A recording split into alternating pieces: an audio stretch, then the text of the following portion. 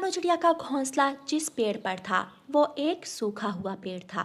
उस पेड़ पर कोई भी पत्ता नहीं था। मैं भी कितनी बदकिस्मत हूँ, मेरे पेड़ पर कोई भी पत्ता नहीं है। शायद मुझे हमेशा धूप और गर्मी में ही रहना होगा। साथ ही दूसरे पेड़ पर कालू कव्वे का घोंसला था। कालू कव्वे का पेड़ हरा भरा और पत्तों से भरा हुआ था। कालू कव्वा बहुत खुश था। वो हर वक्त सोया रहता, गीत गाता और खुशी से नाचता रहता था। मेरा पेड़ मुझे बचाएगा तेज धूप से, बारिश के पानी से। मुझे अच्छी नींद आएगी इस बड़े पेड़ की छांव में। रानू चिड़िया कव्वे के पास आती है। कव्वे भैया, आप देख रहे हो मेरे पेड़ पर कोई भी पत्ता नहीं है। मुझे गर्मी लग रही है। क्या आप थोड़ी देर मुझे अपने पेड़ की छांव में बैठ लेने देंगे? ये पेड़ मेरा है और इस पेड़ की छांव, ठंडी छांव भी मेरी है। कोई मेरे पेड़ की छांव में नहीं बैठ सकता। भागो यहाँ से। रानू चिड़िया फिर से अपने पेड़ के पास जाकर बैठ जाती है। रानू चिड़िया, चिंता ना करो, बारिश आएगी, मैं फिर से हरा भरा हो जाऊंगा। मुश्किल वक्त गुजर जाएगा, लेकिन कभी भी मेरा साथ न छोड़ना। मेरे दोस्त, मैं नाउम्मीद थी, तुमने मुझे उम्मीद दिलाई। मैं इंतज़ार करूंगी बाहर के आने का। मैं इंतज़ार करूंगी उस वक्त का जब मेरे दोस्त पेड़ की सूखी शाखाओं में जान होगी, पत्ते हरे होंगे और ठंडी छाँव होगी। रानू चिड़िया दिन भर काम करती। वो दाना दाना इकट्ठा करती और अपने घोंसले में लाकर जमा कर। वो दोपहर की गर्मी और तेज धूप में नदी किनारे ठंडे पेड़ की छाँव में जाकर बैठ जाती। लेकिन कौवा अपने पेड़ की ठंडी छाँव में हमेशा सोया रहता। एक दिन कौवे का पुराना दोस्त कौवे से मिलने आता है। कालू दोस्त, मेरे साथ मेरे जंगल चलो। मेरे जंगल में बहार है, फल है, फूल है, सब कुछ है और तुम यहाँ अकेले बैठे हुए हो। नया जंगल, नई दुनिया देखने का मुझे बहुत बेचैनी से इंतजार है। मेरे दोस्त चलो, मैं तुम्हारे साथ जाऊंगा। कौवा जब वहाँ से जाने लगता है तो उसका हरा भरा पेड़ रोने लग जाता है। मेरे दोस्त कौवे, कितने साल हम इकट्ठे रहे।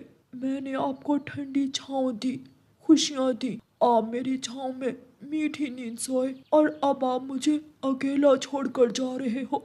माफ करना दोस्त, नए दोस्त बनाना मेरी आदत है। मैं तो गया। कालू कौवा अपने दोस्त बुरे कौवे के साथ चला जाता है।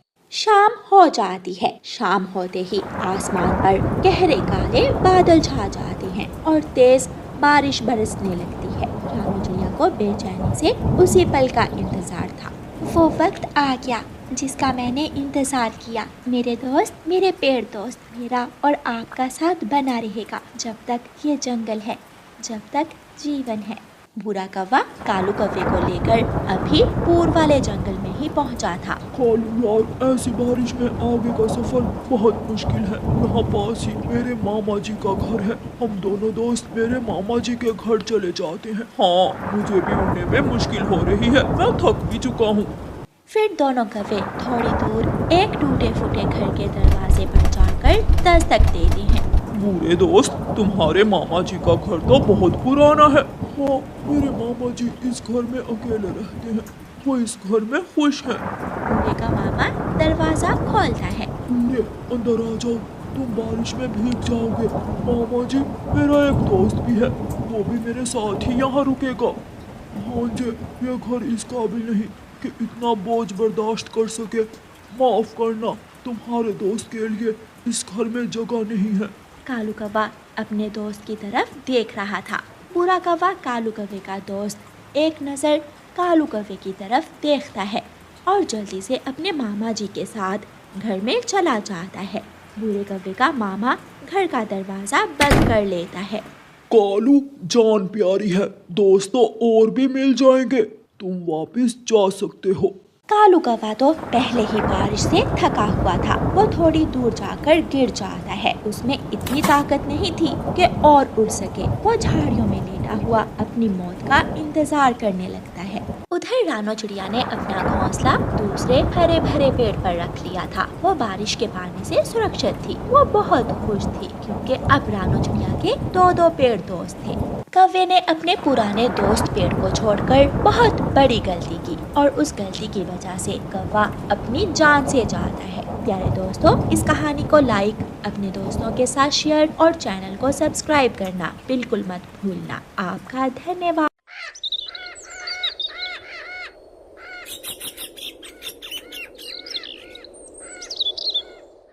रानो चिड़िया की ऐसी कहानियाँ सुनने के लिए YouTube सर्च बार में रानो चिड़िया की कहानी लिखें या फिर ये बटन दबाकर बोलकर कहें रानो चिड़िया की कहानी। प्यारे दोस्तों, आप सबको हमारी तरफ से ईद मुबारक। दूर किसी जंगल में लूसी कबूतरी और उसका पति गोलू कबूतर रहते थे। वो पेशे से कुम्हार थे। वो मिट्टी के बर्तन बना कर बेचा करते थे। आज वो दोनों पति पत्नी बैठे बर्तन बना रहे थे और बातें कर रहे थे। सुनिए जी, ईद आने वाली है, माँ भी आ रही है। माँ अकेली थी, इसलिए मैंने सोचा कि इस बार मीठी ईद वो हमारे पास ही आकर मनाएंगी। तो क्या हुआ, खुशियाँ बढ़ जाएंगी हमारी।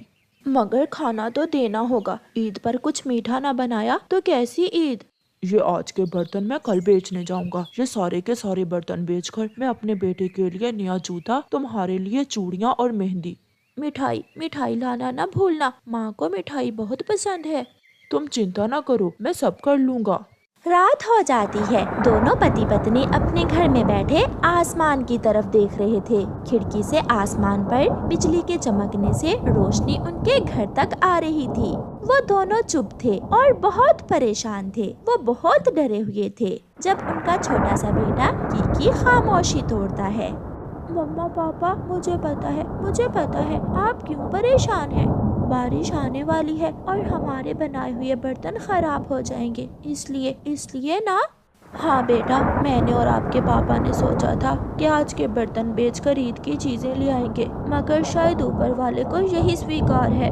बारिश शुरू हो जाती है और कबूतर एक गहरी सांस लेते हुए कुछ बोले बिना अपने घोंसले में जाकर लेट जाता है। आप चिंता ना करें, बारिश इतनी भी तेज नहीं है। हमारे मिट्टी के बर्तन टूटेंगे नहीं, बस उनका रोगन ही खराब होगा। आप थोड़े सस्ते करके बेच देना। कबूतर तेज आवाज में बोलता है। कौन लेगा ऐसे खराब बर्तन, कौन लेगा? बाजार में उनसे अच्छे बर्तन भी होंगे। ऐसा कहते हुए कबूतर रोने लग जाता है और अपने आंसू छुपाने के लिए अपना मुंह दूसरी तरफ कर लेता है और सोने का नाटक करता है। कीकी अपने मम्मा और पापा को देखकर सब समझ रहा था। वो जानता था कि उसके मम्मा पापा क्यों परेशान हैं। वो जानता था कि उसके मम्मा पापा इस बार भी ईद पर कुछ नहीं लेकर दे सकेंगे। सुबह हो जाती है। बारिश रुक गई थी। कबूतर अपने बर्तन अपनी घोड़ा गाड़ी पर लाद लेता है। चिड़िया वहाँ आती है। कबूतर भैया, कल ईद है ना आपकी? हाँ, कल ही ईद है। ये लें, ये पैसे आप रख लें। आप इन पैसों से अपने परिवार के लिए ईद की चीजें ले लेना। चिड़िया, शुक्रिया चिड़िया बहन, मगर मैं मांगे के पैसों से अपने परिवार को खुशियाँ देकर भी उन्हें खुश नहीं कर सकूंगा। ऐसा कहते हुए कबूतर चिड़िया से पैसे लिए बिना ही वहाँ से चला जाता है। मम्मा, कबूतर अंकल ने पैसे क्यों नहीं लिए? कुकू बेटा, कबूतर बहुत खुददार है। उसने हमेशा मेहनत की कमाई की है, मगर रात की बारिश ने बेचारे की सारी खुशियों पर पानी फेर दिया है। कबूतर अपनी घोड़ा गाड़ी तेज चलाता है ताकि वो सबसे पहले बाजार में पहुंच जाए। जब कबूतर बाजार जाकर अपने मिट्टी के बर्तन बेचने के लिए रखता है तो वो इधर उधर देखता है। सामने रंग बिरंगे बहुत प्यारे मिट्टी के बर्तन लगाए बुलबुल भी बैठी हुई थी। मेरे ये बेकार के बर्तन कौन लेगा? बर्तन, मिट्टी के बर्तन लो, सस्ते में ले लो, बर्तन लो। कबूतर आवाज लगाता है, मगर आने वाला ग्राहक कबूतर के बारिश से भीगे हुए बर्तन छोड़कर बुलबुल के पास जाता है और बुलबुल से बर्तन ले लेता है। तोता बुलबुल के पास आता है। बुलबुल, कल कबूतर की ईद है और उसकी ईद की खुशियाँ फिर ही पूरी होंगी जब उसके ये टूटे फूटे बर्तन बिकेंगे। हाँ तोते, ठीक कहा, मेरे ये बर्तन तो बाद में भी बिक जाएंगे, मैं समझ गई। बुलबुल अपने बर्तन उठाती है और अपनी घोड़ा गाड़ी पर लाद कर वहाँ से चली जाती है। ये देखकर कबूतर खुश हो जाता है। गोरी, वो ऐसे मदद नहीं लेगा। मैंने तोते को बुलबुल के पास भेजा है। मैंने कबूतर की मदद के लिए योजना बना ली है। चिड़िया वो बहुत मेहनती है, अगर रात की बारिश न होती तो उसके बर्तन जरूर बिक जाते। फिर चिड़िया और गोरी कबूतर के पास जाती हैं। कबूतर भैया, मुझे कुछ बर्तन लेने थे। ये हंडिया, ये मिट्टी का प्याला और ये वाला गिलास, मुझे इन सब की जरूरत है। चिड़िया बहन, ये बर्तन है तो मजबूत, मगर रात की बारिश से इनका रंग खराब हो गया है। रंग का क्या है, रंग दोबारा भी हो जाएगा। आप ये सारे बर्तन मुझे दे दें। और कबूतर भैया, जो बर्तन बाकी बचे हैं वो मुझे दे दें। मैं अपनी माँ के पास जा रही हूँ, माँ को जरूरत है इन बर्तनों की। ऐसे चिड़िया और गोरी कव्वी कबूतर से सारे ही टूटे फूटे बर्तन खरीद लेती हैं और पैसे देकर वहाँ से चली जाती हैं। ऐसे दोस्त, ऐसे पड़ोसी ऊपर वाला सबको दे। चिड़िया और गोरी ने बर्तन क्यों लिए हैं मैं सब जानता हूँ। कबूतर सीधा बाजार जाता है और अपने बच्चों के लिए ईद की चीजें लेता है। अपनी पत्नी के लिए चूड़ियाँ लेता है और फिर मिठाइयाँ। दूसरा दिन ईद का था। कीकी अपने नए जूते पहनकर बहुत खुश था। कीकी की मम्मा कीकी को सेवइयाँ और मिठाई देती है। जाओ बेटा, ये सारी चीजें चिड़िया और गोरी आंटी के घर दे आओ। ऐसे कबूतर और उसका परिवार ईद की खुशियाँ मनाते हैं। उनके पास ईद मनाने के लिए हर चीज थी। कबूतर की ईद की खुशियाँ चिड़िया और गोरी कव्वी के कारण पूरी हुई थीं। प्यारे दोस्तों, ऐसे ही एक दूसरे के दुखों को समझें और एक दूसरे के लिए आसानी पैदा करें। और प्यारे दोस्तों, आप सबको हमारी तरफ से ईद की ढेर सारी शुभकामनाएं। और प्यारे दोस्तों, इस कहानी को लाइक, अपने दोस्तों के साथ शेयर और चैनल को सब्सक्राइब करना बिल्कुल मत भूलना। आपका धन्यवाद। कल कबूतर की ईद थी और आज सब पक्षी मिलजुल कर कबूतर और कबूतर की ईद मनाने की तैयारियों में लगे हुए थे। चिड़िया भागी भागी तोते के पास आती है। मिठू, मिठू जल्दी चलो, आज हम सब मिलकर कबूतर के साथ पहाड़ों पर जाएंगे। वहाँ जाकर ईद का चांद देखेंगे। चिड़िया, क्या कल कबूतर की ईद है? हाँ मिठू भैया, कबूतर भी तो अपनी पत्नी को साथ लेकर हमारी दिवाली और होली मनाने आया था, इसलिए हम सब भी कबूतर की ईद की खुशियों में शरीक होंगे। फिर चिड़िया और मिठू कबूतर के घर की तरफ चले जाते हैं। उसी जंगल में एक गोरी कव्वी और कालू कौवा भी रहते थे, जिन्हें दूसरे पक्षियों की खुशियाँ अच्छी नहीं लगती थीं। गोरी कव्वी अपने पति कालू कौवे से कहती है, कालू, जो भी हो जाए, मैं तो इस बार कबूतर को ईद की खुशियाँ मनाने नहीं दूंगी। गोरी, मिठू तोता और चिड़िया भी इस बार कबूतर के साथ मिलकर ईद मना रहे हैं और आज शाम वो सब मिलकर पहाड़ों पर ईद का चांद देखने के लिए जा रहे हैं। मैं भी आज उन्हें ईद का चांद देखने नहीं दूंगी। कालू, तुम मेरे साथ चलो। मगर कहाँ गोरी? मेरे दोस्त शरारती बादल के पास। फिर कालू कौवा और गोरी कव्वी दोनों शरारती बादल के पास चले जाते हैं। शरारती बादल सागर पर सो रहा था। गोरी शरारती बादल को आवाज देती है, शरारती बादल, मेरे दोस्त कैसे हो? मैं सोया हुआ था, तुमने मुझे क्यों जगाया है कव्वी? भूल गए हो शरारती बादल, हम आपके दोस्त ही हैं, शैतान कव्वे। हम एक काम से आपके पास आए हैं। बोलो बोलो, क्या काम है शैतान कव्वो? बादल जी, कल कबूतर की ईद है और आज शाम सब पक्षी मिलकर ईद का चांद देखने पहाड़ों पर जा रहे हैं। तो फिर मैं क्या करूं? यार शरारती बादल, सुनो तो, आप हमारे साथ चलो और जाकर चांद के सामने बैठ जाओ। ऐसे ना दिखेगा चांद और ना मनाएगा कबूतर अपनी ईद। बहुत शैतान हो तुम, मगर बदले में तुम मुझे मीठा मीठा नारियल पानी तो दोगे ना?